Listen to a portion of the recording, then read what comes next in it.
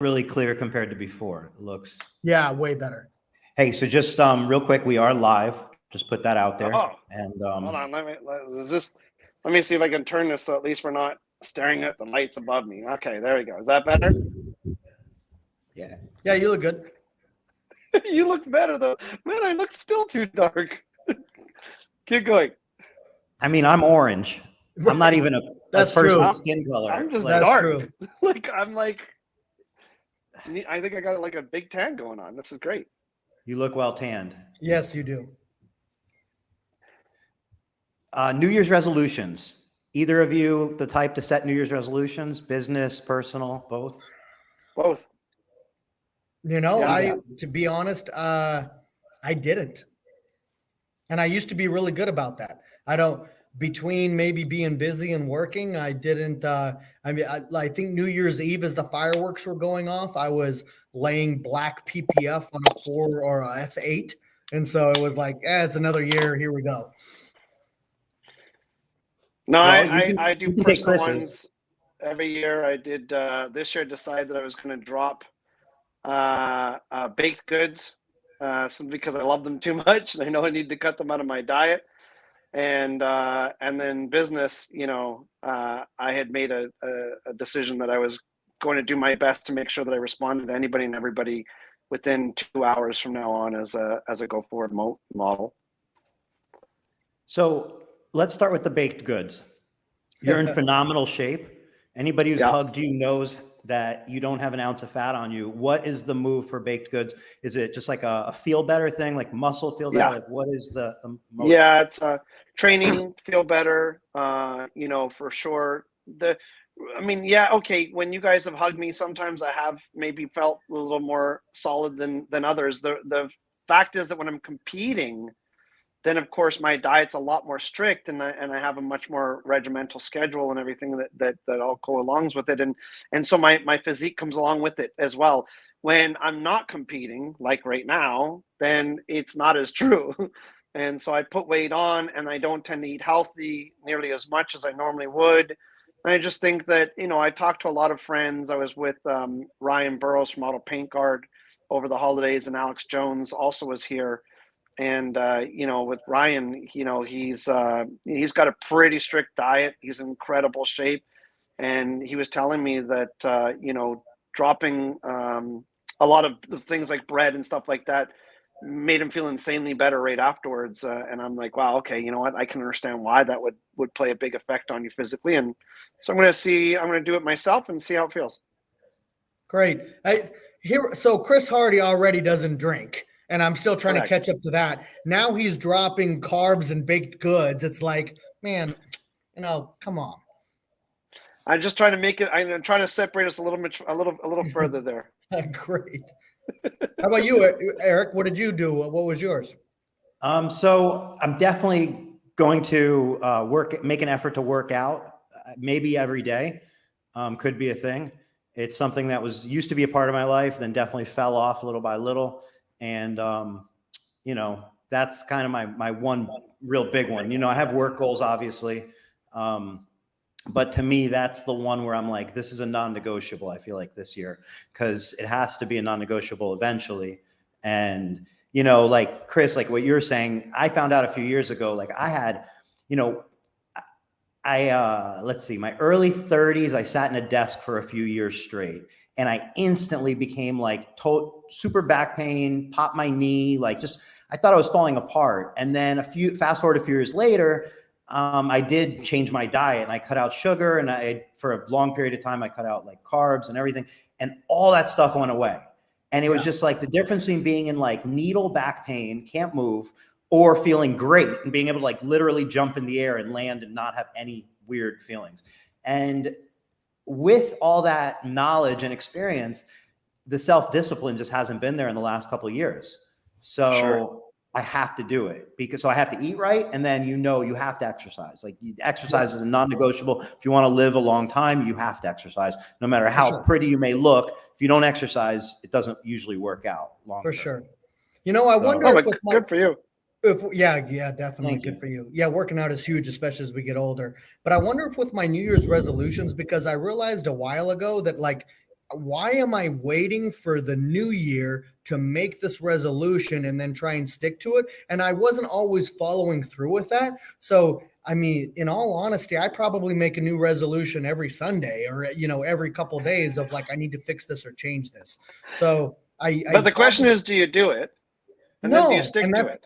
No, I don't, of course. But I need to be better about that. But I feel like my New Year's resolutions, especially the older I get, I probably come up with something new every week. Like, let's do this week and just do it small. Because if I were to take my New Year's resolutions, it'd be curious if we put on paper our last 20 years of New Year's resolutions, how far did we really go with those?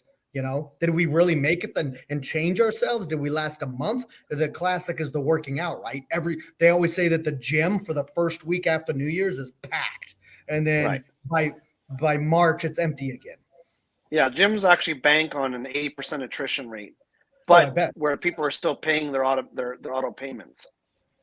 Me. So I feel like what we're describing is something that really translates into productivity of work, because it transcends not just from like physical, but also to work, because, like we all have those things, whether it be work or health, that we know we need to do, that you're like, it's an issue. It's a big bottleneck with the business or with work. And it's like being able to spot it, act on it, and follow through with it. And actually, that could be a year, that could be 5 years, it could be 10 years, it could be a week, it could be a month, it could be anything. And I really think like when you can identify it and do it and stick with it, and, because we all kind of know what we need to do, but doing it can just drag on over years sometimes. For sure. And maybe that's the good part of a New Year's resolution, is that it's forcing us to think about what we need to change or be better at.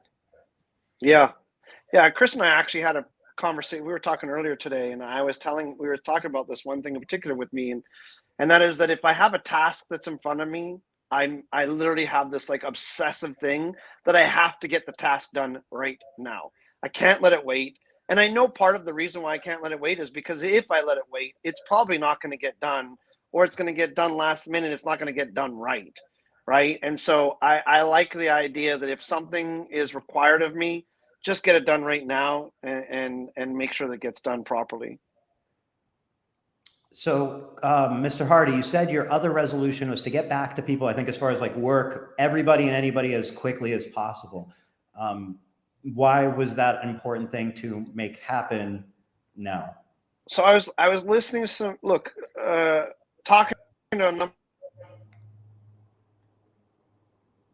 Your audio cut out. You're still there? I can't hear you.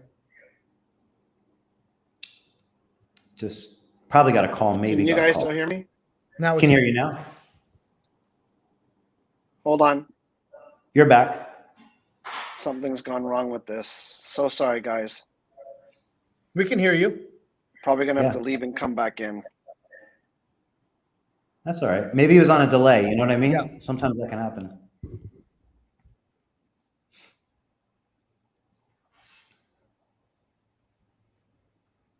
Well, I guess we can continue on. I mean, Chris Hardy, it's funny when he said that today in our conversation with this is super important in business. And it's something I wish I was better at, is my procrastination has to be one of the worst personal and business related things that we can do. And I'm guilty of it. You put something off, you think you can finish it in 30 minutes and it takes 2 hours or it's longer. And Chris Hardy is very good about that. And like he told me today that he's committed to, he just gets it done and gets it done right away. Don't put it off to the last minute. Yeah. So I'm sorry, guys, I dropped off for a bit. It seems like with this app on my phone, if somebody's calling me on the other side, even if I swipe up to get rid of the call, it still somehow messes up with the signal. So I apologize. So trying to answer your question, look, talking to a lot of individuals within within not only our own space, but our customers, and personal connections. I think that a lot of people's pet peeve is that they try and connect with somebody and then they don't hear back from them for 24 or 48 hours later. They're wondering whether or not they even got the message, things of that nature. And, so many things have come around now where you can see that a message has been delivered and yet they're still not responding. You're kind of like, wondering why, what's up, like, have you done something wrong, or is there some sort of personal reason why they're not responding to you? And I just don't like making somebody feel that way, and I don't like it when it happens to me either. And so I'm like, look, like I'm pretty good at getting back to people right away. I feel like a lot of, especially the staff that work with me, say that I get back to them right away, but I know that it's not always true, and I'm like, look, you got to do better. Like, you just got to do better for everybody around you.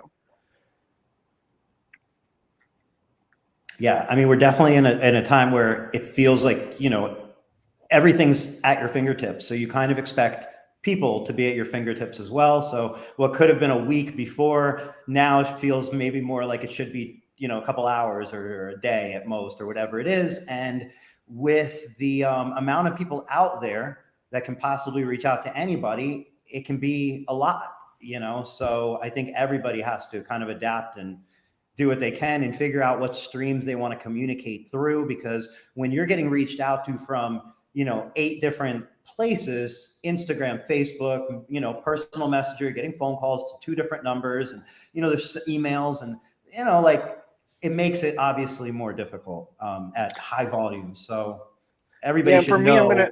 I guess I Yeah. should quantify them, specifically more referring to phone calls and text messages, right? That's the 2 most instantaneous ways to connect with me. Look, do I look at my emails? Of course.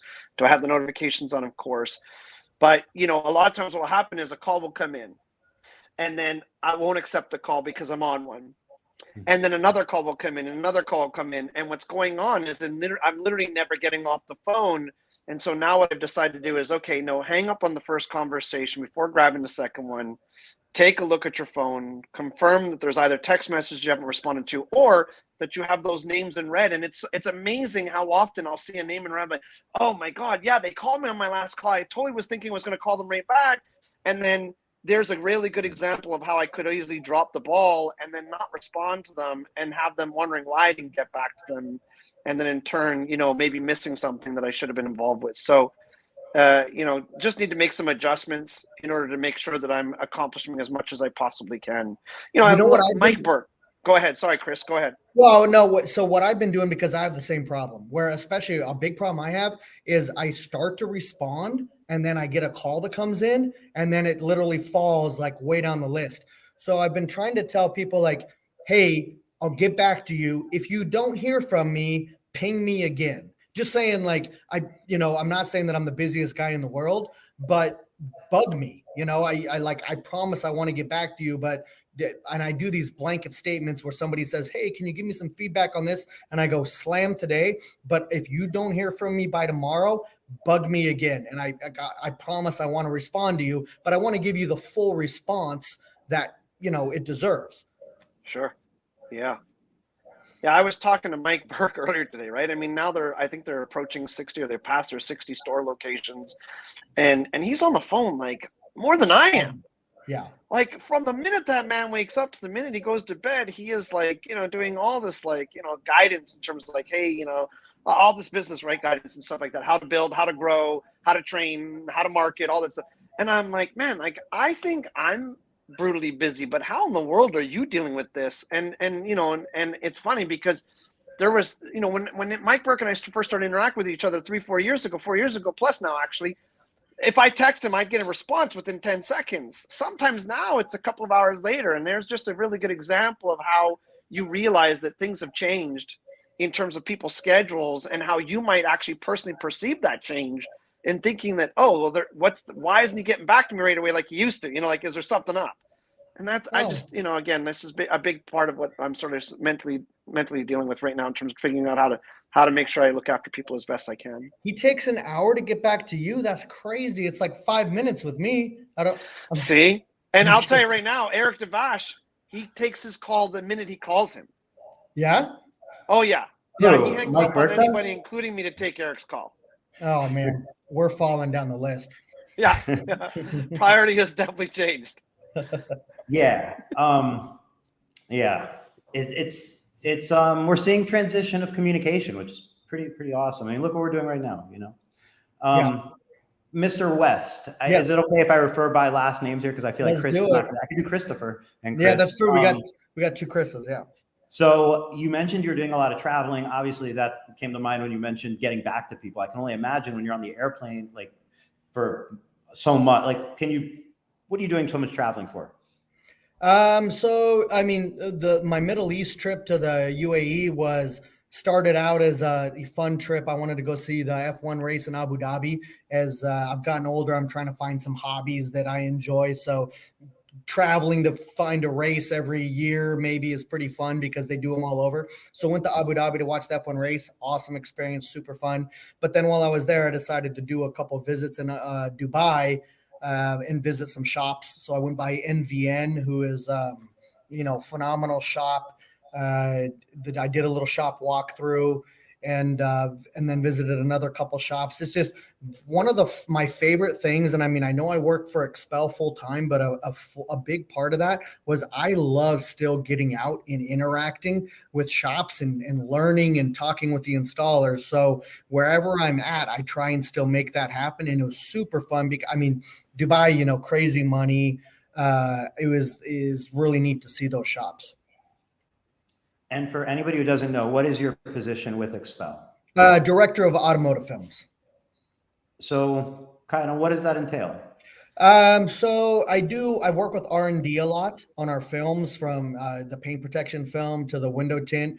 And with XPEL, it's really neat. I mean, when we say R&D, research and development, we really do have a full team of, engineers and chemists and all that when people say, what are you working on now? It's literally, we're testing different things, windshield films or tint or PPF all the time, seeing how we can make it better, what we can change. And there's criteria, and coming from being an installer myself, there's valuable feedback that we can give to the guy who is the chemist to say, hey, this is really important to us as an installer. How can we fix this? And they go, oh, I didn't realize that you wanted that. Okay, well, we can change this and tweak this. So they're constantly working on stuff. And then a new role that I'm taking on a lot is working with all of our XPEL shops and the operational side. Having visited so many shops and having my own shop for so many years, it's very fun to interact with all these installers in our shops, that we have in Texas and Las Vegas and Boise, and making them an integral part of the whole XPEL community, meaning that it's not a competition with our other independents that are dealers for XPEL, but we all work as a synergy for that local area. And I really enjoy it. I like what you said, especially at the end, because you really painted a picture of like, you can spend your energy working against your competition, or you can spend your energy working with your team to do better. 100%. If we as an install shop are overworked, I want to be able to call instead of telling a guy, no, I can't service you, we're booked out 3 months. I want to call the other XPEL dealer down the street that I know does phenomenal work because he's trained with us and we've worked with him, and say, hey, do you mind if we send this guy to you? I'd rather take care of him and make sure he's protected or tinted or whatever than just saying no. So it's a great synergy that we have. It's funny because I get it, where I had a shop for 18 years. And if I heard that XPEL or whoever I was carrying was opening another person in that area, I used to lose my mind. I mean, I'm calling Jeff Phillips, I'm calling Ryan Pape. I'm like, what are you doing? And it takes some mind changing to understand that it works out. It really does. And I know it's hard to believe, but it's okay. But we can all be a team together. Chris, I feel like that's something that you've said often, like I've heard from you often. Do you want to expand on that in any way? Yeah. So I mean, I've touched on this subject. You're talking which Chris? Sorry, Mr. Hardy. Yes. Yeah, so I've touched on this subject before because we brought this up where some people have been like, like some of our competitors have tried to throw us under the bus by trying to make it sound as though XPEL's plan is to take over every single market and basically wipe out the independent shops and somehow just own the entire market ourselves. And that's the farthest thing from the truth. Number one, everywhere where we have a shop, that shop does a lot to help out all of the independents around it. And I mean a lot. We do an insane amount of marketing, which is localized marketing. It's not store specific marketing. We obviously carry a lot of product in those shops, so those stores can actually quickly go to those stores and grab product if they need it. Those stores can also quite often call on those shops to say, hey, I lost a guy to COVID last week. Is there any chance you guys have got an extra one available? We manipulate our staffing in order to try and make that happen. We also tend to be the highest priced in the marketplace on purpose, so that, again, they're not utilizing our store because we're the cheapest. We're trying to set the bar actually higher than everywhere else. And what was really an eye-opener for me is at some point, somebody got to show me the current sales penetration in marketplaces, not only where we don't have a shop, but where we do have a shop. And I looked at those markets and I saw the drastic number per person per year, which is what our goal is, right? We have a target that we have to try and achieve somewhere between 75 cents and $1 per person per year in the US and in Canada as our initial goal, right? And the goal will change, of course, at some point as we continue to add on product lines and PPF especially continues to do its upward momentum that it's currently doing. But regardless, that's the initial goal. And you can look at those markets like the Houston, San Antonio, Boise, Vegas. Now, of course, we're going to go into Scottsdale.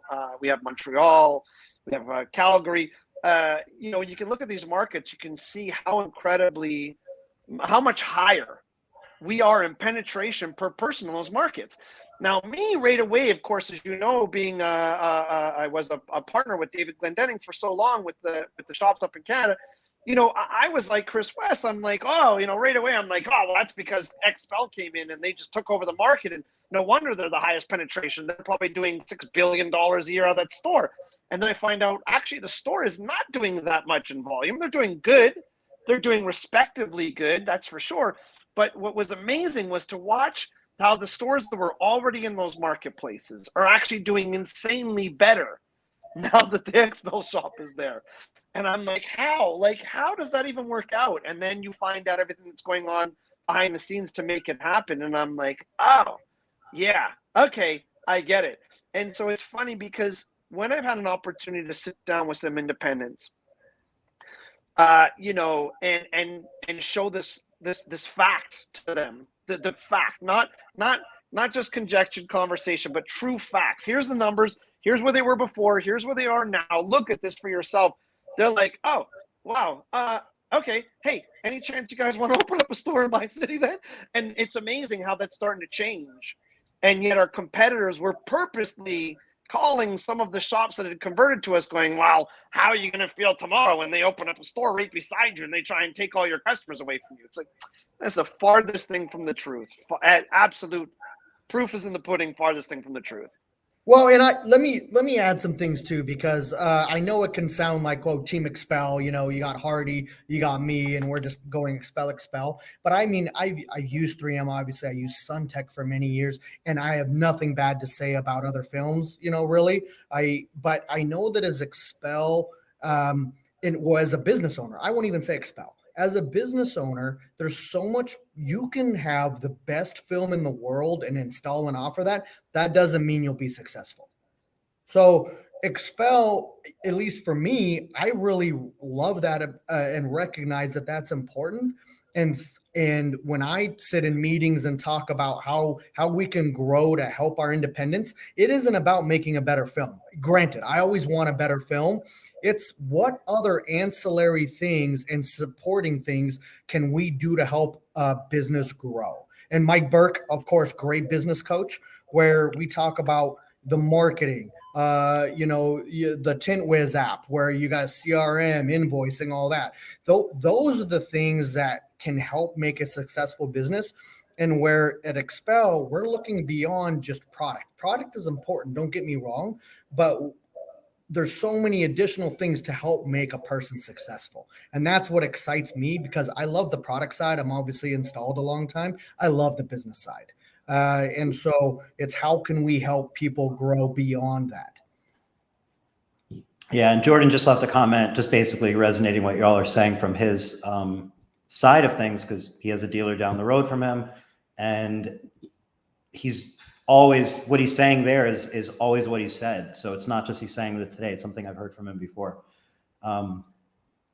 So, what you're describing is just a way that you are viewing what it means to have a dealer network, and what, how you can empower your dealer network and so on. And it's frankly probably not something that people have seen in the past. So being nobody's done in the past, you just don't know what to expect. But I think the proof is in the pudding. It would be unbelievably short-sighted to go with the other example that you gave, Chris, Mr. Hardy, that people would put in people's ears. It would be unbelievably short-sighted to think that you'll just buy up all the locations and own the world, and that would be end of it. No, yeah. Yeah, but then there's the other benefit that, of course, Chris would be personally involved with in his current role, right? And that is that we get a lot of insane real world testing out of our shops without biased opinions, right? 100%. Chris will not let our shop installers, give them a smoke and mirrors conversation about how they do or don't like a film or how it's performing or something like that. He can personally sit there and work with them in any given location, whether it's the cold climates of Calgary or it's the super hot climates of Scottsdale or Vegas, to wherever the market is. And he can work with them and figure out that film and then go, hey, let's try this out. Okay, what if we change this? Well, what if we change this? And then work with the R&D and make those modifications and then bring real world tested product, not 100%. independent shop reviewed product, to market. And I think that is giving us a major upper hand in the current situation that the other manufacturers can't claim to have.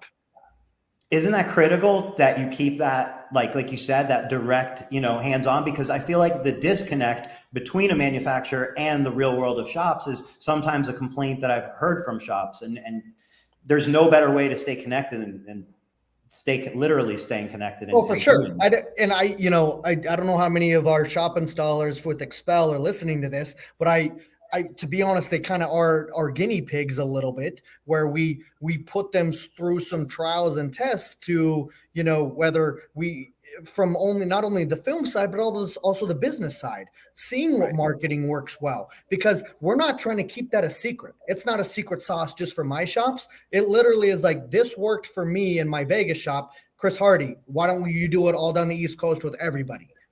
Right. Yeah, absolutely. Absolutely. You look at, I was talking to Tim Ham, right, from Felony Film today. And, you look at the growth that Georgia experienced this year. Georgia had nearly 100% growth. Now, a lot of that has to do also with this incredible rep, Zach Locker, that did an amazing job this year, for sure. But you see the growth that Tim Ham experienced this year, which was astronomical. If you go and look at how many shops we have in Atlanta, there's almost more shops per person in Atlanta than there is probably in any other market. And yet every one of them has seen awesome growth for the year 2021. And it's not slowing down. And they're still, booked out and completely on high demand. And, it's a result of everything that Chris West and that team is doing in the background to make that possible.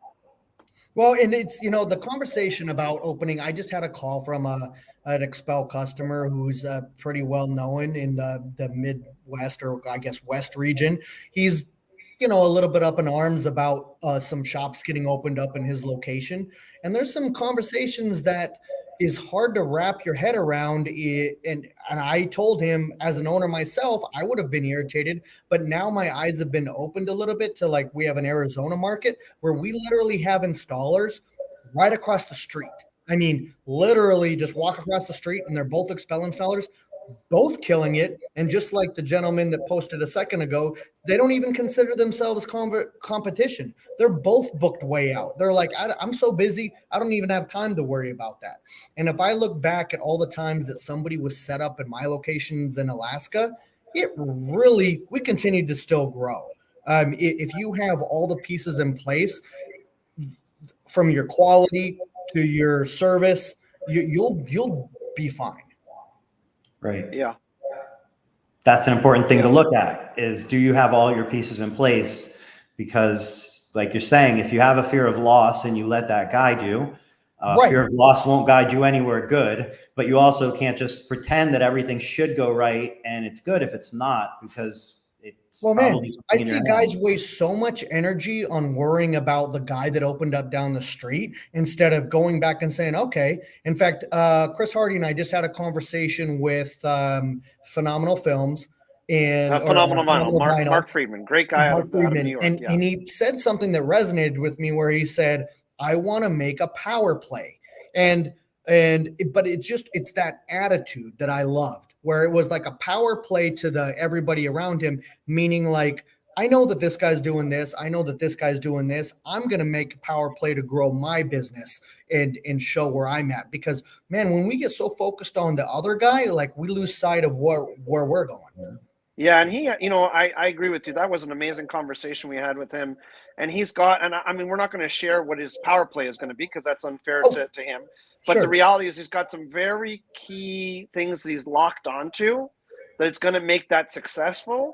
And he's going to do it without worrying about everybody else that's around him. Right. 100%. Yeah. Most of our clients, look, Eric, you've been around a lot of our clients at this point, right? Through either Window Film Conference or things like that. And obviously some that have attended some of these, some of these podcasts, 99% of them, if not more, actually really enjoy each other's company and get along very well with each other. You saw what we did for Chris West's birthday up in New York City. You saw what we did with the races down in Texas. I mean, I don't know if that's even plausible or possible with other brands. I hear from some of my friends that work for other brands, they couldn't ever carry something like that off because everybody sort of like has this like animosity towards one another. And yet in our community, in the XPEL community, I think that that's very few and far between where there is any of that at all.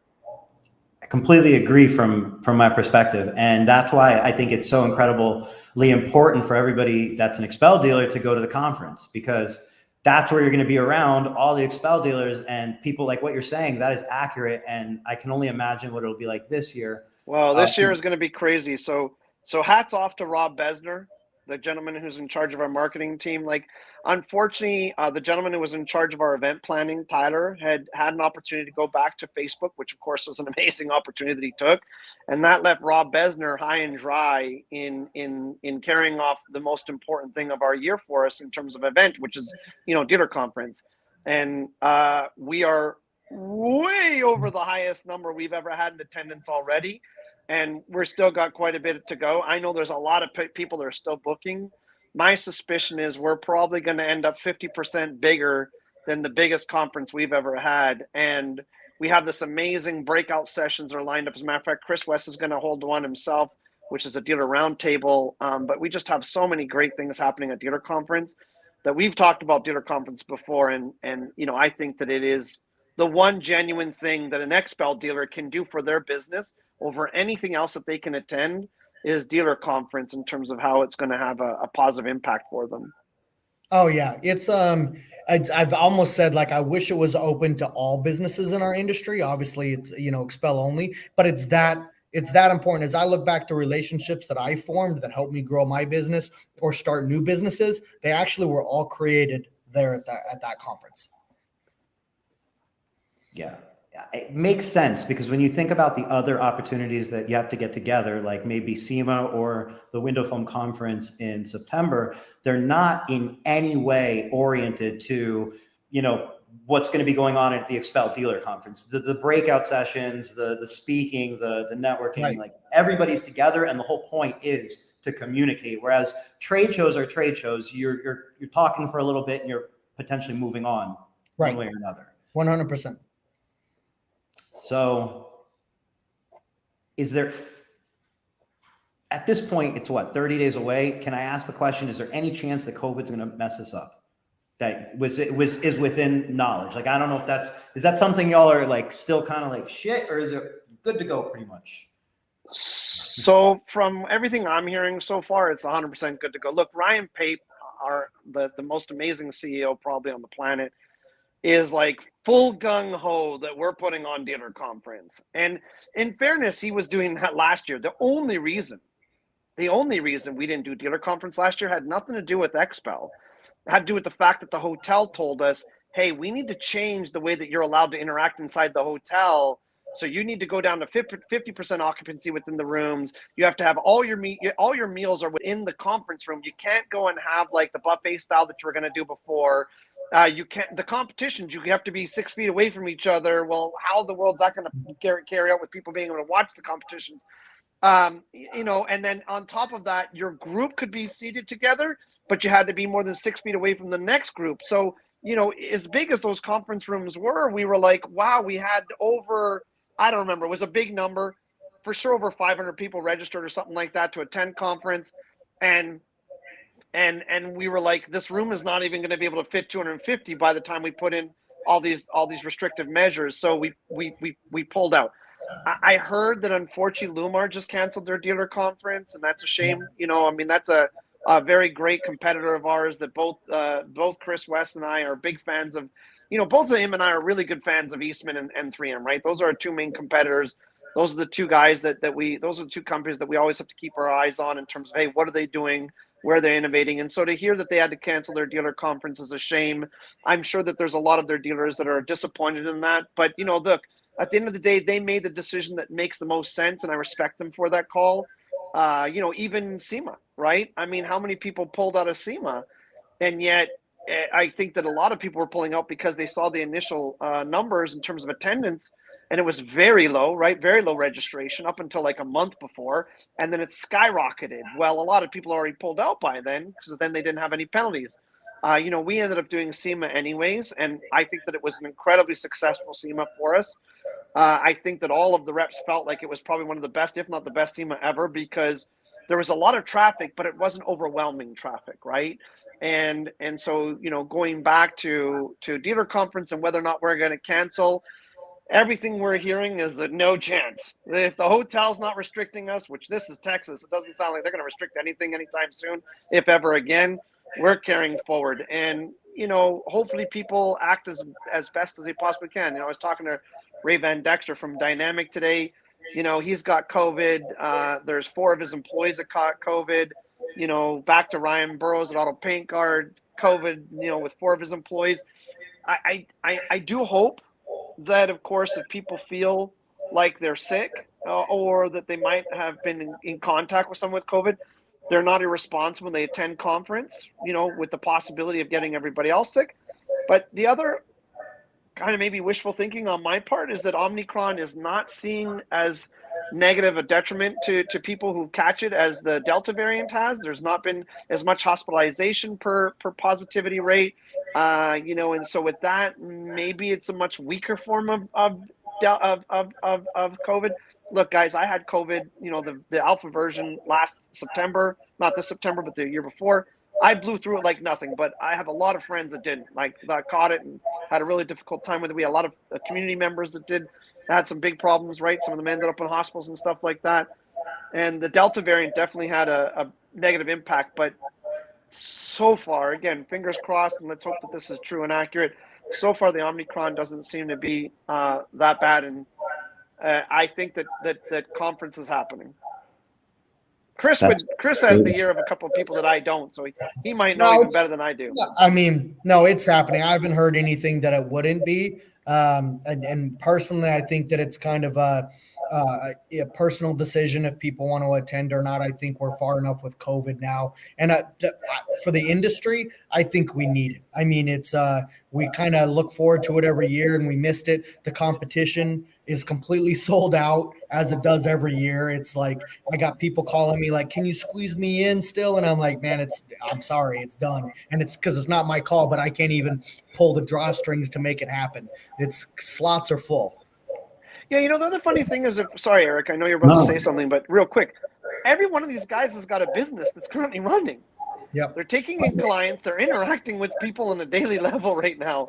Yep. So I think that it's kind of interesting that, the vast majority, not vast, every client we have is open and up for business. So, sure. If they're interacting with people already, then is there really that much of a difference between, and I realize, okay, you're going to a large event with a lot of people in the same rooms and what have you, but, you don't know where that client just came from who's interacting with right now, dropping off their car, and you're doing a consultation with or whatever. They might have had 20 people over last night for dinner for some New Year's celebration or something, or at a party.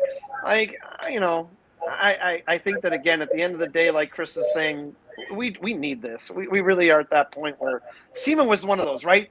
We needed SEMA this year. Thankfully, it went on, and I think we need dealer conference as well. I'm glad it's going to happen. You know, if you have obviously staff to go to it and the venue says go for it, I feel like anybody who doesn't want to go just wouldn't go. And the only people that will be there are the people that want to be there. So like, it's a pretty easy, like, you know, decision. Right? Yep. But, yeah, they've already made that judgment call. Hey, I'm going, COVID or not. Like, I'm just going to go and have a good time and enjoy myself, and let's see where the chips fall. So a short 12 months ago, I believe, if I have my years right, Veloce at this time hadn't been announced that it had been acquired by XPEL. Permaplate hadn't happened, and probably another 15 acquisitions that happened last year hadn't happened either. So I think it would be fair to say that XPEL not only grew their dealer network, but just grew as a company, right? Like exploded, I would say, not grew. Exploded is the word I was going for, not grew. What things from the corporate side of things, from your side of things, do you see changing as far as XPEL goes moving forward, maybe because of the growth? And what things do you see absolutely not changing and you carrying through, even so the growth is so tremendous? You want to take those first, Chris, or me? No, go ahead. So, okay, let's address the questions, right? Number one is this is massive growth. You are talking about, I think the latest number is close to 800 employees. And, you know, 16 months ago, 17 months ago, whatever that number is, you're probably talking 450. So we're probably talking nearly double the amount of staff. What's I think still true to this day is that the staff are realizing, and we don't like the word acquisition, as you know, we really prefer the word merger, right? So with the merger with Permaplate, the merger with Veloce, the merger with Film Wraps, the merger with Avisa Frame, I feel like they may have been wondering, like, wow, is this going to be corporate life now? Am I really going into that corporate world structure? Everything's meetings, everything's cross the T's and dot the I's, and don't fall out of line at all in any way, shape, or form. You get written warning. And now, you know, if you talk to like Regina or George or Zach Burke or any of these people, you know, Hugh, I mean, anybody, I think anybody that's been part of whatever merger has happened, they recognize real quick that we're still just operating like a family. Is there a little bit more corporate infrastructure? Yes, of course there has to be. But have we lost sight of still acting as that mom and pop designated, supplier to those individuals? No, we really haven't. And, you know, and I think that that's most true, especially on the sales side. I mean, look, they're the people that are interacting with the clients every day. You know, and the customer support team is too. But the sales staff is that first line of interaction. And it's the most important interaction that goes on with the customers. And if at any point in time they're giving a more corporate feel to the client, that's just not what we want. That's not what we're looking for. That's not what we train for. That's not what we hire for. And that's not something that we would tolerate. And, you know, we need to make sure that we keep that in our sight, that we keep that same feeling, that same mentality, that same belief that ultimately we need to act as a brotherhood, sisterhood, within each other, within our competitors, and of course, most importantly, with our clientele. And I don't see that change. I don't. I can see, as I said, a little bit more above me, a little bit more corporate infrastructure and stuff, perhaps a little bit more meetings. Chris West is certainly involved in a little more meetings than he ever thought he was going to be.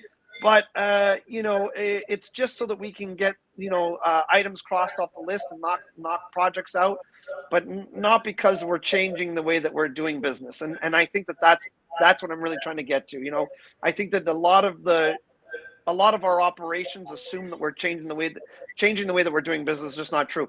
You know, talking to Mike Burke once again, you know, he was like pointing out the fact that he was like, hey, like, I kind of feel like you're getting a little too corporate. You're not doing as many events you used to do. And I'm like, whoa, wait a second. We weren't doing events during COVID because most events were being canceled. But if you go and look at our current event calendar and how many events we've been doing, it's been one after another after another. The marketing department is like slammed 24/7, putting a lot of stuff in place. Harry and the Veloce merger, same thing. Like a lot of all this stuff is going on behind the scenes to still do everything that we did that got us here, and then that much more. Only now we've gone on to some even bigger and better things. You've seen the Penske situation where we're a title sponsor of IndyCar. We just announced the title sponsor of a NASCAR race coming up in Texas next year, and I think it's a multi-year deal. So okay, maybe that is a little bit more of the league that we were in before, if you will, but it still hasn't resonated to the point where we've lost touch with where we were in the first place and what got us here. I know about it. I can't mention everything because I don't want to steal Rob Besner's thunder, but I was talking to him earlier today and hearing about all the things he's got lined up for 2022, whether it's publications that we're involved in, whether it's influencers that we're involved in with it. And there was a lot of that conversation, and I'm just like blown away going, wow, like this is going to be our best year ever in terms of our strategy. Well, and then, so my 2 cents on it, as there's a lot of concern about, okay, XPEL's huge. They make a bunch of money. They're corporate. They're just taking over. They don't care about any of us small guys anymore. I like to remind people that I owned a shop for 18 years in Alaska. It's pretty small. Chris Hardy still is involved with the shop and owned one. Matt Moreau owned shops. I got Mike at Protect, our VP of sales. He owned Protect in Las Vegas for 15 years. So on an executive level, you have people that do understand because they've owned shops. Now, maybe they aren't tinting every day or installing. I don't even install as much as I used to, of course. But we do come from that background and understand that that's an important part of the business. Secondly, if we look at the acquisitions or mergers, like Chris Hardy says, so Permaplate, which is an in-house dealer program, I would much rather have in-house dealer programs be XPEL than DigiCut. So in Alaska, I fought DigiCut for a long time. It wasn't the best film. It was bad patterns. If XPEL were to buy them and now be the in-house dealer, now I actually have an in. I have a relationship for the overflow for if the installer gets sick or gets fired or quits. Now they immediately go to the XPEL dealer. So I don't look at the Permaplate as like damaging the industry that we bought them or acquired them. And then if I look at some of the independent mergers and acquisitions that we've done, it actually helped that area because that the person that we acquired was actually territorial and wouldn't allow other people to open up. Well, now that we acquired them, we said, sure, open up, go ahead, be XPEL. It was a plus for that area. So I can't think, and I'm saying this truly, having owned my own shop, of any of the acquisitions that we've done that haven't benefited the surrounding people. That makes a lot of sense, especially like you said, if somebody's territorial, now they're no longer territorial. Instead, now they become support and a source of more exposure for the area. 100%. Yeah, you should see that as a perfect example. I mean, I like the fact that Chris highlighted that. The gentleman that we're talking about, I won't say his name, but was very territorial, and for a good reason. He was an amazing, massive account, massive. And I can understand him really demanding that from XPEL as a reciprocal thing for him purchasing so much product. And yet we did the merger. I could try and stay away from that word acquisition. We did the merger, and immediately it opened the door for a bunch of people who had been asking for XPEL shops to become XPEL shops for years. We turned them on, knowing full well that business that we are turning on might cost us personally to do so. Like, that was an internal business with the labor and part component combined, which is obviously more profitable than just the part component on its own, right? Mm-hmm. And full retail price versus wholesale price of just product. It's a massive difference in revenue possibility, and yet we turned them on and gladly did so. And already those shops are both, I can think of 3 shops that we turned on actually, and all 3 of them are like out of the gate, like crazy busy. And we love it. I'm okay with it. Yes. because I oversee that store that we bought, and I'm 100% on board. That's why we are here, is to support that entire market, not just look out for ourselves. Yeah. That makes a lot of sense. So what is there anything that XPEL's doing just like that really stands out like this coming year that kind of excites you? Doesn't have to be necessarily related to your position or anything like that, but just something you know of them doing that kind of. Okay, I'll give you one. Looking forward to 2022. So we are looking at how to address the labor problem.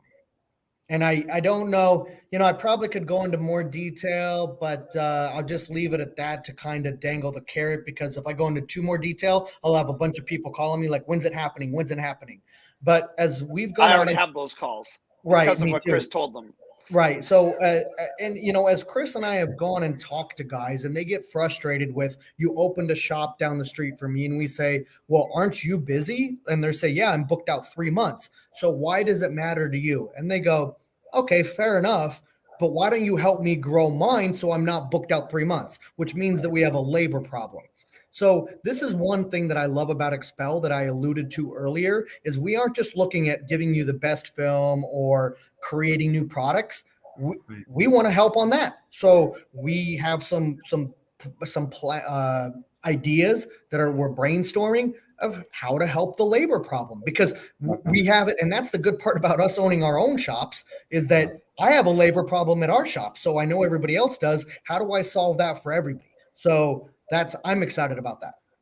So he's being very cryptic, which he needs to be, because otherwise my phone will blow up more than his, maybe, because I interact with just as many clients as he does. Yes. But that's one thing. There's some definite real exciting product launches that are coming out. There's some soft launching that's already happened, but I don't think that we're allowed to talk about it openly as of yet. Chris West can make that decision. I can't. But that Chris West was personally involved in really exciting stuff. Not only have our own internal store has been testing a lot of new exciting products. They have actually been in the hands of quite a few independent shops now as well.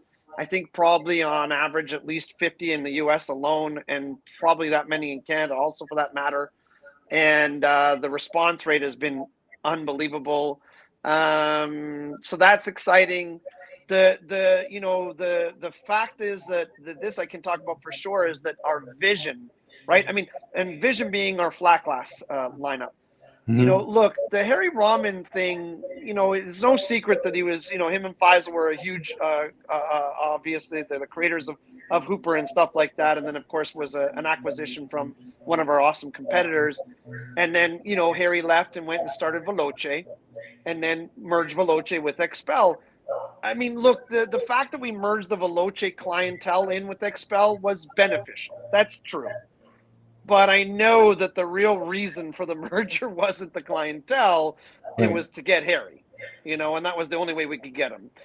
Much like Chris West, we had been after him for years. We had him on a contractual basis to be exclusive for XPEL. And then we're like, man, we need to lock this in. And how do we do it? And figured that out, right?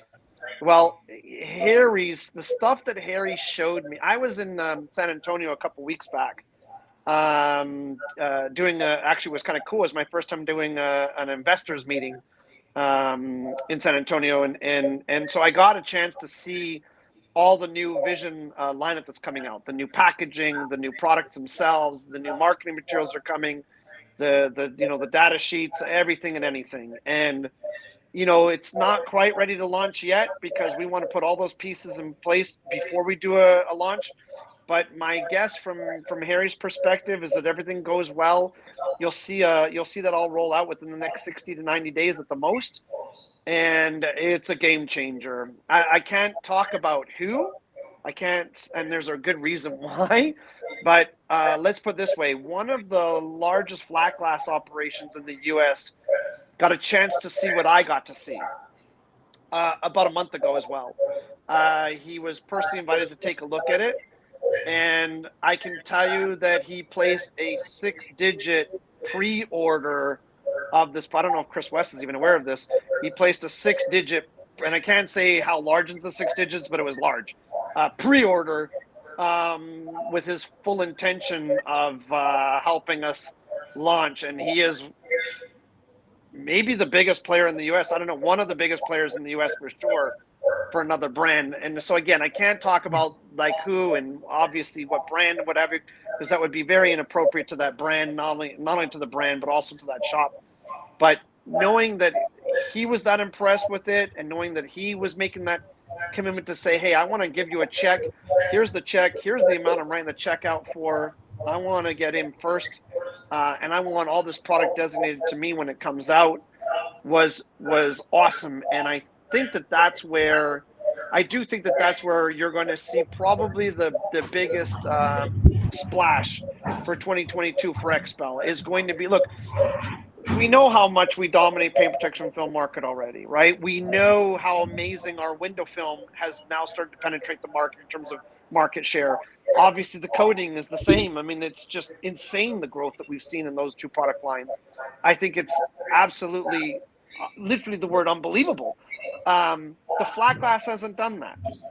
And yet flat glass was started, back in 2014, the same time as automotive window film was. And it was that we needed to have that merger with Harry, and of course Carol Lockwood came along with that package. We needed to have that happen in order to make those waves that you're going to see. 2022, the waves that XPEL is going to create in the flat glass market is going to take everybody by surprise.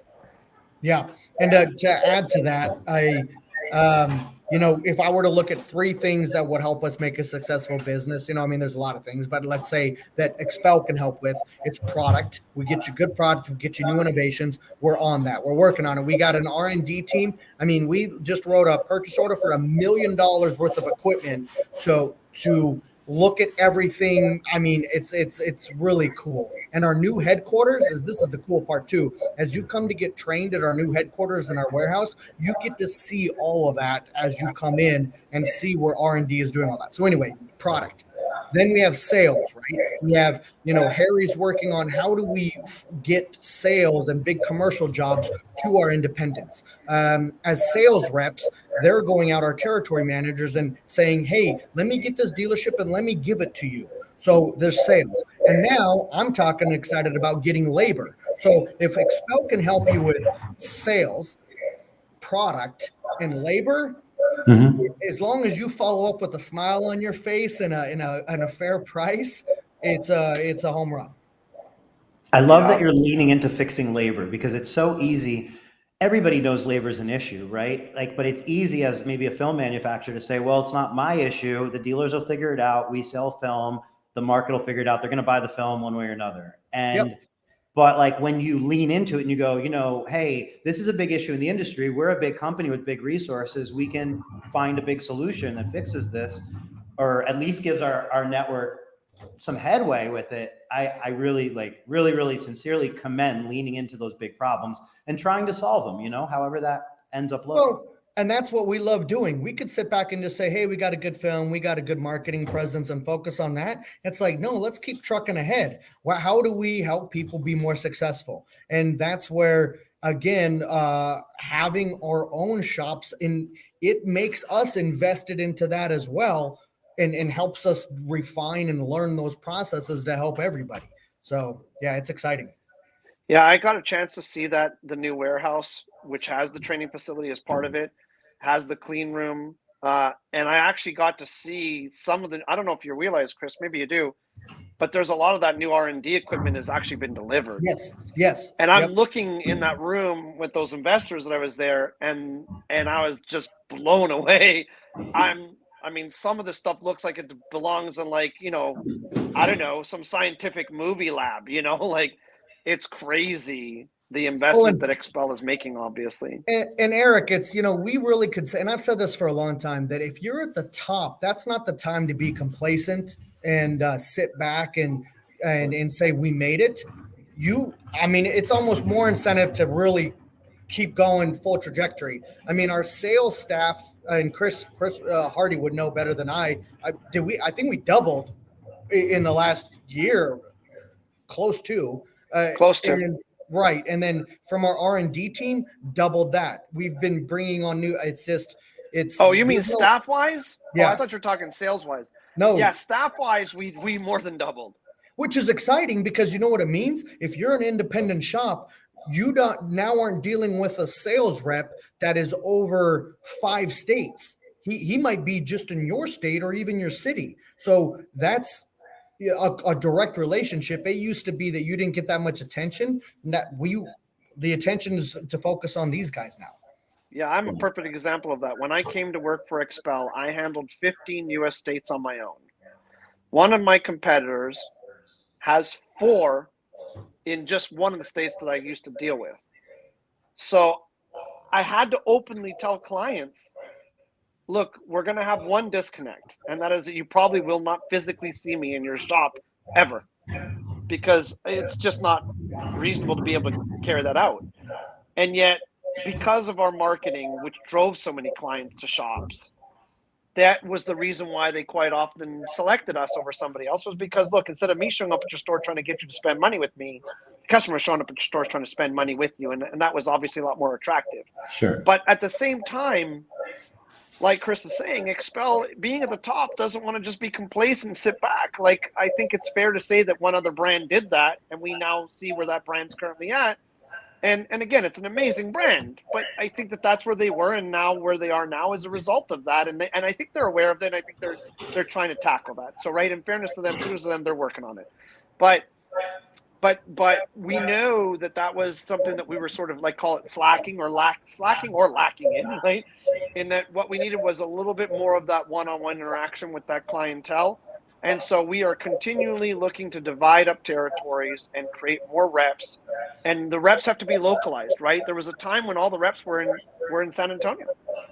And whatever city they or state they looked after, they would fly out to maybe once every few years to go say hello, right? So now the requirements are that you have to live and work within your territory.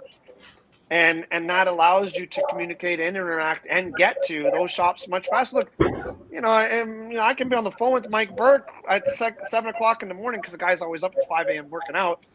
And, I can be like, man, it sounds like he's having a bad day. Well, you know what? I can get in the car and be there in less than 3 hours. And I've done it many times. And we would like to see that. And I couldn't do that with everybody, right? I could do that with Jason Carr here at Guardian, or, obviously it's Myrtle Beach. I could get to Charleston in 2 hours, but to the rest of my territory, it was a haul. And now, we're looking to make that as a continuing change so that those people can get that kind of love that they deserve. Are you also, am I right in saying you're adding to your shipping facilities as well? Yeah, so I think I had mentioned on the last podcast that we did, I let the cat out of the bag that we had gained an operation in Charlotte, right? We already have one we have shipping that goes out of Vegas. We have shipping that goes out of California. We have shipping that can go out of Idaho. Obviously, our main one is in San Antonio. We have Calgary. We have Montreal for Canada. But we really didn't have a solid East Coast operation. And we have been looking at East Coast operation literally since Sunstoppers joined us. It was one of the concerns that Sunstoppers have brought up, right? Which was that they were dealing with Eastman. Eastman was in Martinsville, Virginia. Most of their stores were located in Charlotte. It's a couple of hour drive. And this was something that they wanted to know that we were going to try and tackle for them if they came on board. And we made that commitment to them. And it took us a long time to make it happen. We were looking at Florida. We were looking in Atlanta. We were really close in Florida, actually finalizing a deal. Fell through at the last minute, and thankfully it did. And so we're opening up in Charlotte, right? We're opening up a Sunstopper's backyard. We're actually just down the street from one of their main locations. It's a beautiful facility. I got a chance to meet the director of the operation just a few weeks ago. We actually all went to Mike Burke and I went and checked out this warehouse facility and met that individual at the same time. And Mike, being the guy that he is, he invites him to his Christmas party, which is happening the next night. We all went to the Christmas party and hung out. But anyways, my point is that, look, we gained our occupancy permit. The problem is that a fire marshal came in after we thought everything was already signed off on. And after determining the products that were going to be housed within the unit, said that he didn't feel comfortable with the sprinkler system that was in place.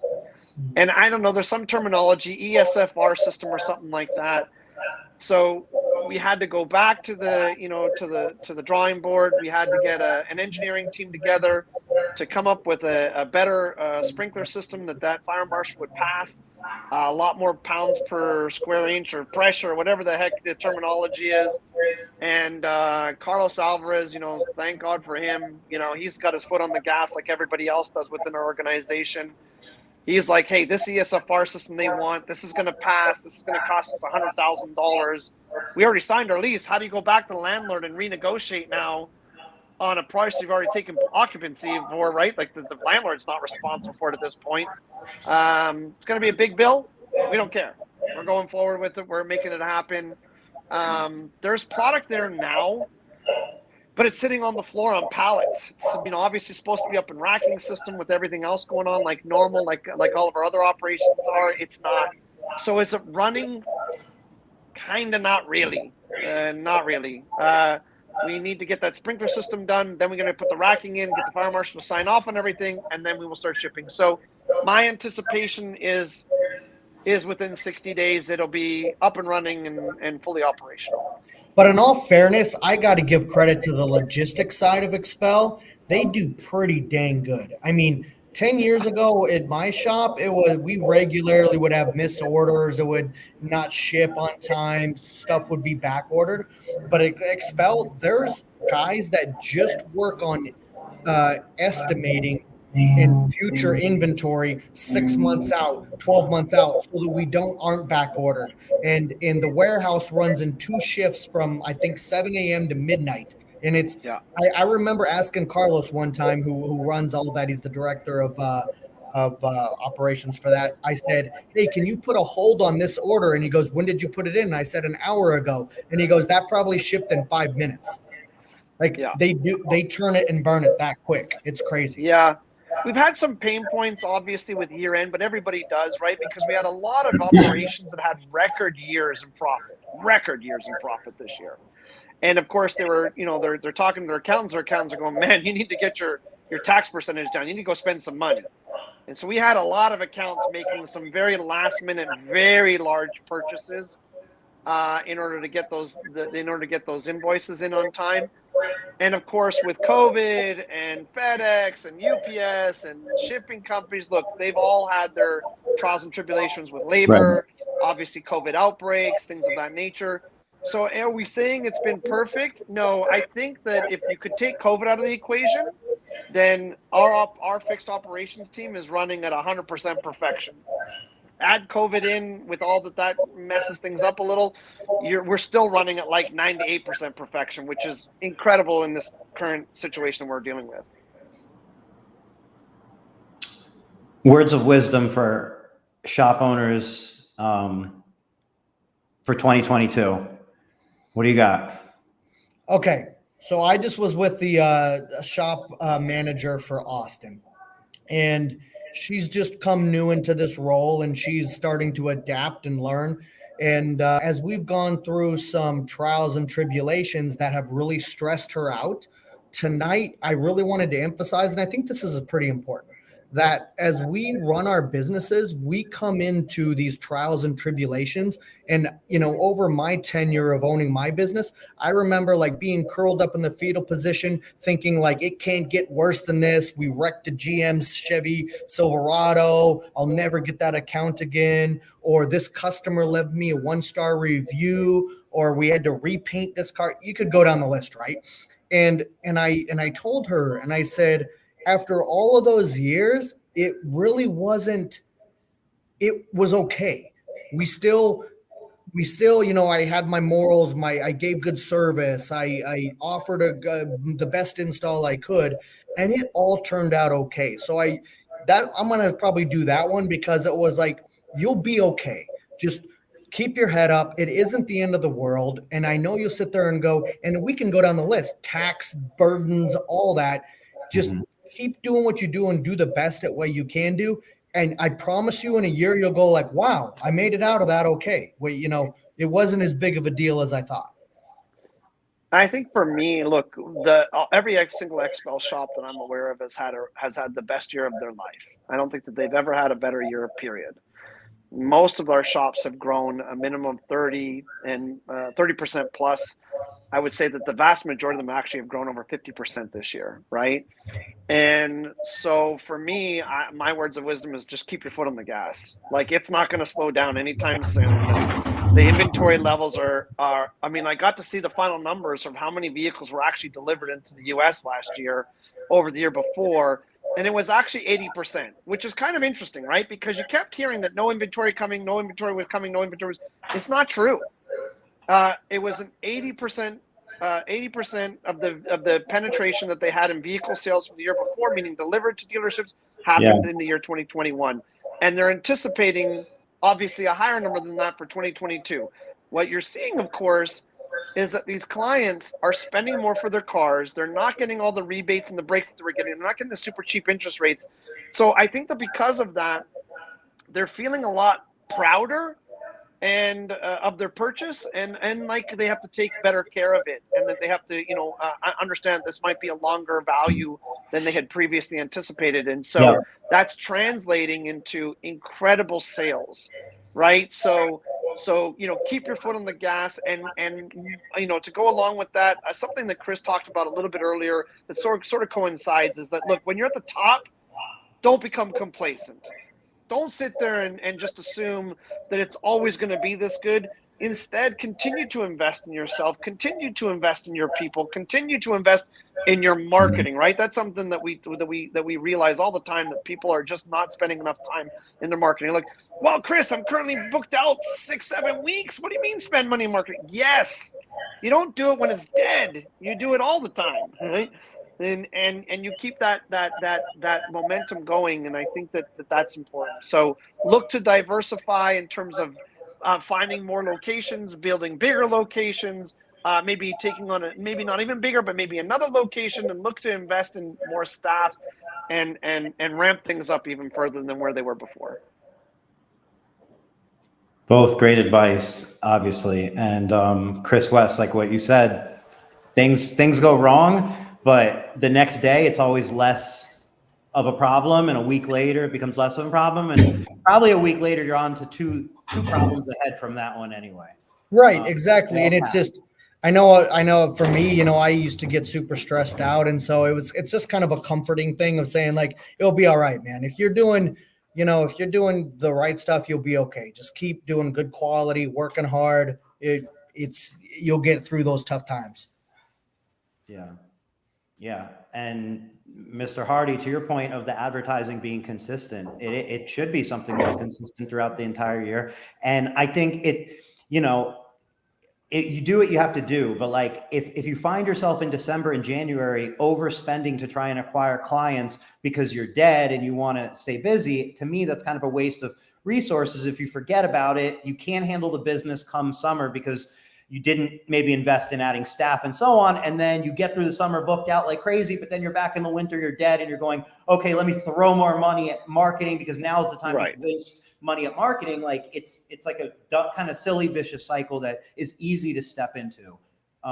Whereas maybe now's the time you can spend time investing into finding staff and getting those staff onboarded and training them. And you're going to make a lot more money when the customers are ready. 100%. You're exactly right, Eric. It's cyclical. You take your slow months to build your staff. You're going to eat it a little bit. You're going to have to pay a little bit more. Now you're ready for summertime. You don't want to train them in the busy season. That's for sure. Of course. Right. So Eric, what words of wisdom do you have for yeah. Let's hear it. Besides that, you need to get the Tint Wiz. Hey, besides being on Tint Wiz, Tint Wiz or die. No, I'm just kidding.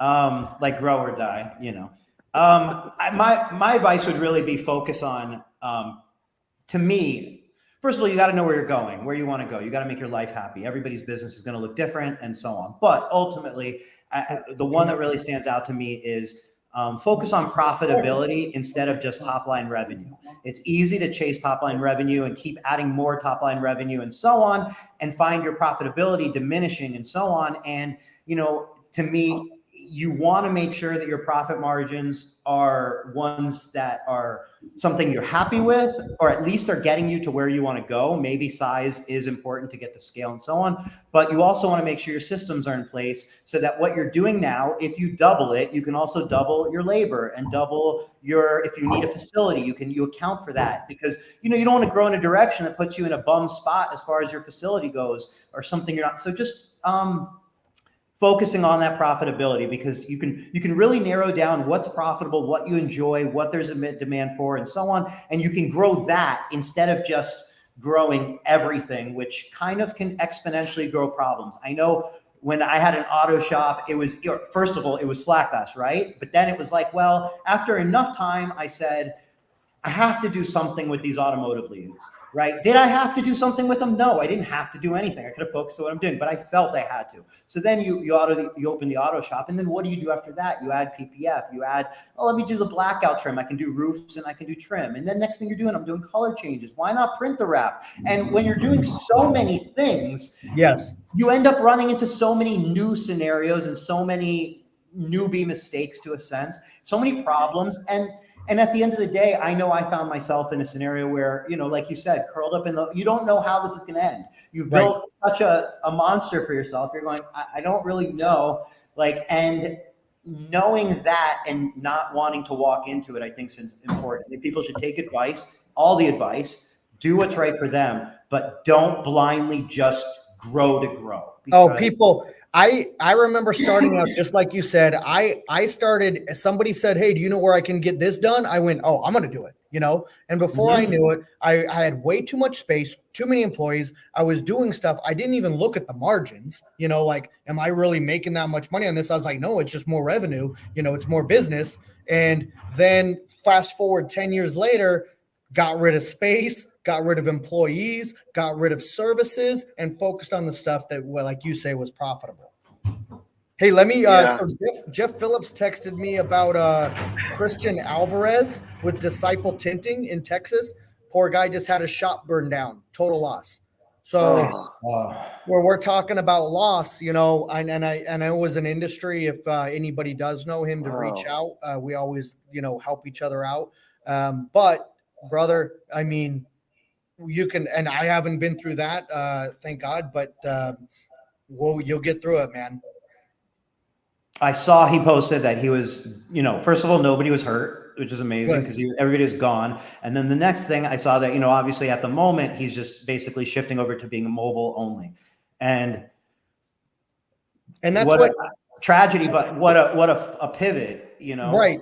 But I mean, I love it. Instead of just saying, sitting at home, drinking whiskey, saying, it's over, he's like, nope, I'll go to mobile, I'll make this work. And I mean, that's a testament to surviving right there. And the community was already starting to help with ideas on how to, because he was asking how to stay contaminant-free mobile and so on. So, and then Dean Mitchell, obviously, that gentleman, Tinners for a Cause. I mean, it's like, it obviously, what everybody helping. Yeah, cause. I love it. Yep. Yeah, it's Tinner for a Cause is going to be amazing. It's something that I'm working with them on, as is a lot of other individuals. I know actually, Eric, that you're also involved. I'm actually staring at the format for setting the thing up, and we've got some legal counsel involved and what have you as well. That's going to be an awesome program. I'm really excited for the fact that Dean thought of this and brought this to the table. And, it's going to take us a bit to get it up and running properly because, of course, there's a lot of legal ramifications that we've got to contend with for a nonprofit organization. But, with the tenacity that Dean has, you can be sure it's going to happen. For sure. Yeah. XPEL as a team, I mean it so sincerely. You're leveling up the industry from the way you handle your dealer network and empowering everybody, to what you're talking about with R&D and facilities, to, Tinners for a Cause, even, Dean being part of XPEL and so on. Like it's using your resources and using the network to level up and make things better. And I really, really sincerely applaud you all for that, because that's what the industry needs. It doesn't matter what brand film you sell right now. It's an industry, and it really is important that, there's people there are companies before XPEL, and there'll be other companies with XPEL, and there'll be other companies maybe doing things after, or, And sure. it's everybody's job in the industry during their time to do what they can to, do the best they can. And Well, at the you end of guys the are day, killing I it. mean, we're all people, right? I mean, I just got done telling somebody who's left our company now the other day that I said, I want you to be happy, brother. I care about you. I don't care if you are selling computers, if you're selling another brand, if you're with us. I want you genuinely to be happy with you. Yeah. As you said, like we are one community, and regardless of what brand you're with, the idea that we can come together and work with each other and not try and hurt each other and not slander each other and understand that there's a mutual respect that should be had amongst all, that's the way that we should all interact with each other, and inside XPEL, which is what I can talk about, obviously firsthand, it's clearly like that. One of my best friends on the whole planet, Brett Miller from All American Paint Protection, his brother Brian unfortunately passed away due to a very tragic car accident. And, I was scheduled to be in Chicago the day that they had the funeral for him. And, I was supposed to be traveling with a couple of other XPEL employees within management and to meet up with some really important clientele. I actually was very open with everybody about what had gone on and how I felt that I think I needed to be there for Brett, and everyone, including the prospective client who's currently with another brand, said, "Oh man, this meeting can wait. Please go be with your brother right now and help him through this trying time and help him get through this." And I was so in love with that prospective client already for saying it, that they felt that way, that they weren't like, well, hold on a sec, we've had this meeting scheduled for 5 weeks now, and what's going on, like you should be here instead. It was the exact opposite. And the fellow staff within XPEL said the same thing. Hey, look, we're good. This we can postpone this for an extra week, no big deal. We'll pull it off next week instead. And I don't know. I just feel like within XPEL, at least, it always feels like that to me. It literally always feels like a family, and I can't say enough about that. Like you talked about that earlier, with people wondering as we go so much larger in the corporate world, are we going to lose that touch? I don't think we're going to ever. Is there anything we didn't touch on that either of you wanted to get out there? Well, we covered a lot. I think I'm good on my end. Chris knows a lot more about, because again, he's got this upper hand on me and having all his hands in the pie of so many things going on in the background. No, I'm always it's like, exciting. hey, spill the beans, Chris. Tell me what you're working on. No, it's exciting. I've said this before. I for a long time told, like Hardy said, I was told XPEL no. I really loved my my freedom, and I loved being unbiased, that I could go to any shop or whatever. And so now coming on full board with XPEL, I'm super excited. It hasn't been, people ask me all the time, they're like, so how is it? And it's super exciting. I mean, and there's no part of me that questions like, oh, is there some conflict? Is there some moral dilemmas? Because I was a shop owner, and I can wholeheartedly say that yes, XPEL is growing big, and we're trying to contain that and understand and grow that dynamic. But everybody from Ryan Pape on down is still thinking about the small guy. There's the big guys, the small guys, there's everybody in between, and that isn't lost. And I know that that's a concern sometimes, and there's some growing pains. Like Hardy said, when you have 700-800 employees and you're quickly trying to hire people here and there, it can seem like they don't care. But I promise you, at least for me, I'm there saying, and I know Hardy's the same way, we're still in everybody's corner for sure. Yeah. Yeah. And you know what, Eric, I love this platform of yours. Yes. I get a lot of amazing feedback on this platform of yours. Yeah, thank you. I commend you wholeheartedly on the fact that you keep doing this. I don't know that I don't see how you're benefiting from this other than giving back to the community. So I applaud you for it. I think it's awesome, and I'm really glad that you're continuing to do it. 100%. Thank you both for being on here. I could go talk for a little while how I benefit, because I get to talk to people like yourselves as well as interact with the community. And really that is, community support. I feel it. I definitely feel it. And I'm definitely like, it's a big part of my life. I don't have in real life friends. It's like everybody in the Tint community through the computer for the most part. So I really get a lot of value out of it. One last question.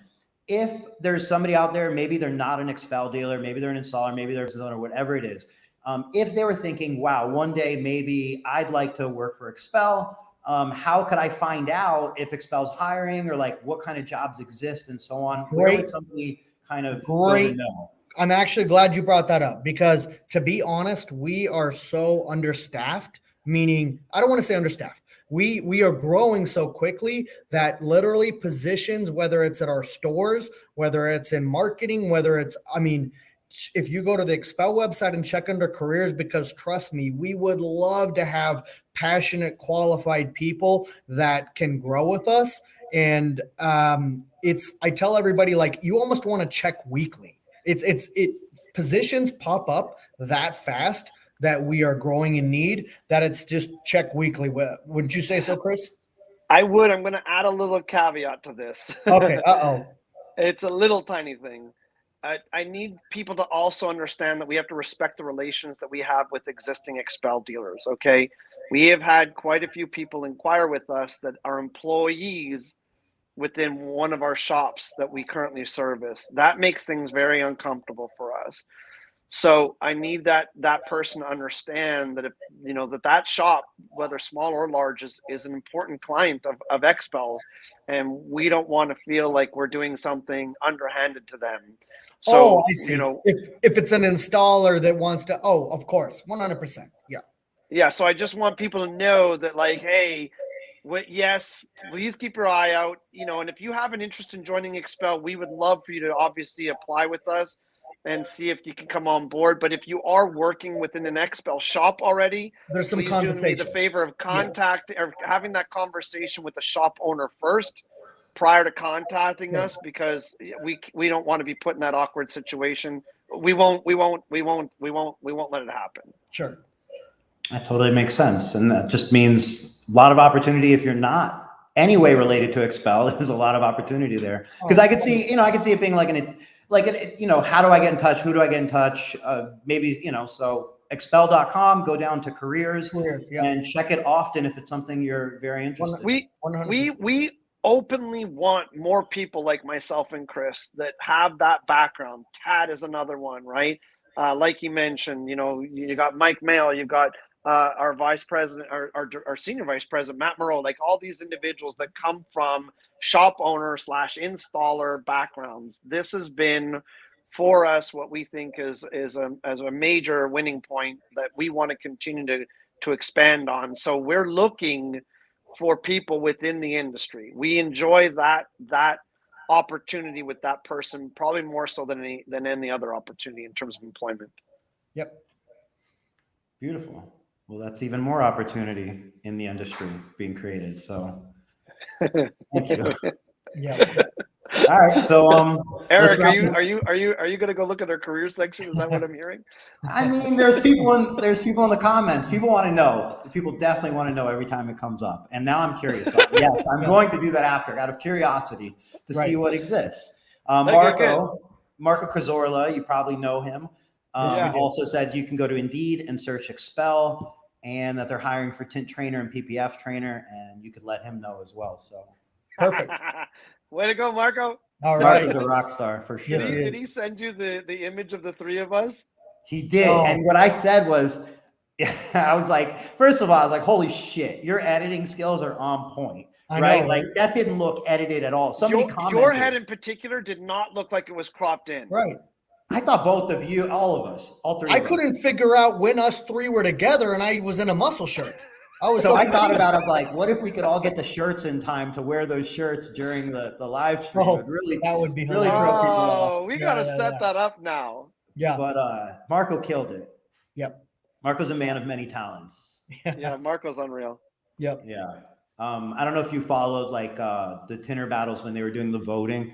to be a competitor. Marco's going to be a competitor. He was voted on, and there was a lot of memes being created, and Marco mastered editing photos very quickly.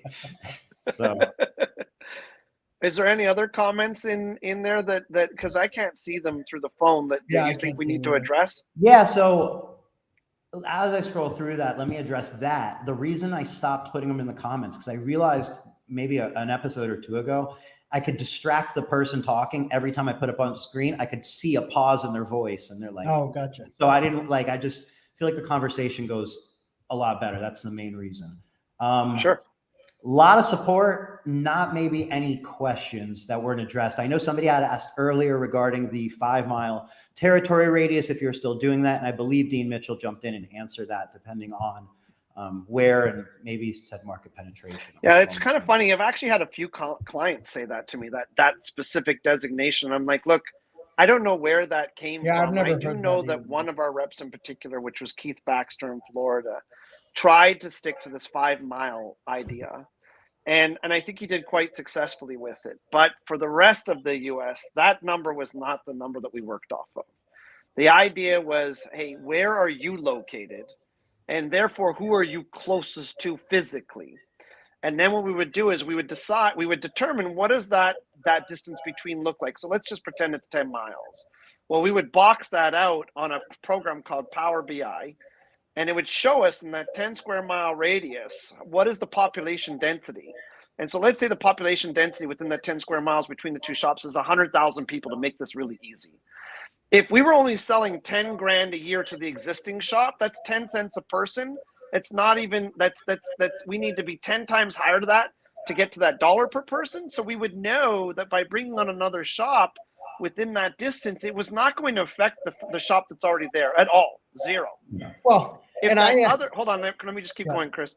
So if the other shop, though, mind you, was doing $100,000 a year, well, they're already at $1 per person in that geographical area. So bringing on another shop is probably going to affect their business. It may not take 100%. It may not take 100% of it away. It might not even take 50% of it away, but it probably is going to affect it somewhat.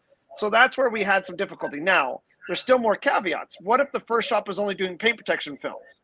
But we need to sell window tint and ceramic coating and flat glass film in that market also. So if the new operation offers those services, we got to bring them on, even if you're already at $1, because you're not satisfying the entire product SKU, right? And that was understood as well. And to further go along with that was that in the past, there was some reps who were being territorial for customers who weren't. And what I mean by that is, they were looking after a shop and not bringing on new locations, but that shop was not being exclusive with us. That shop was maybe purchasing somebody else's coating or somebody else's tint. Well, then immediately I said, that makes no sense. You want to have a one-sided marriage. You want to have me married to you. You want to get pissed off at me if I set up another shop in the area, but you don't want me to land-base you 24/7 for the fact that you're carrying a competitor of mine. It isn't working like that. That's not fair. That's not logical. My marriage doesn't work that way. Neither is business. So this idea of it being specifically 5 miles has a lot of caveats to go with it. Could it be 5 miles? Yeah, it could even be less. It could be a lot more. 5 miles in rural Pennsylvania is going to mean nothing. 25 miles might not mean much in rural Pennsylvania.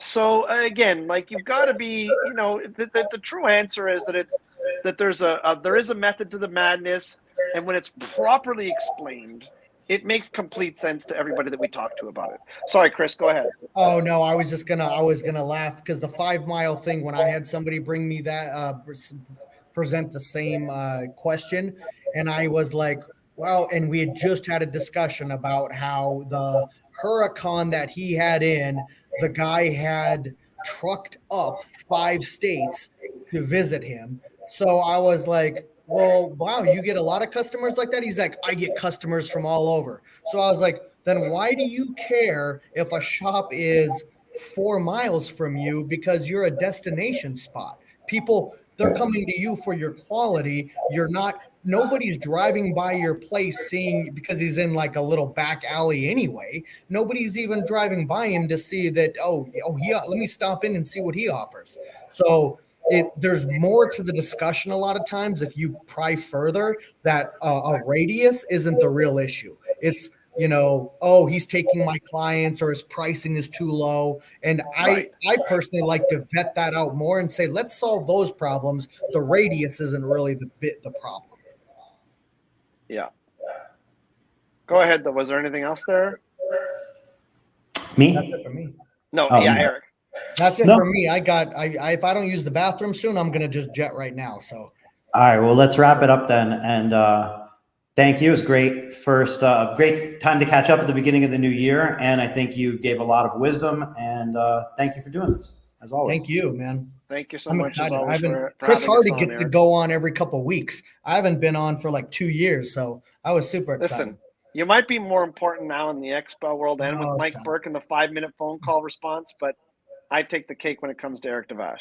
Press Fair the enough. bat signal and we'll be on Tint Wisdom Live in a few minutes. Just anytime. All right. Thanks, everybody, for watching. Good Thank night, you both everybody, for and doing hey, this, Chris. Happy New Year to everybody, and I hope you kill it. Yes, 100%. Good night. Have a good night, everyone.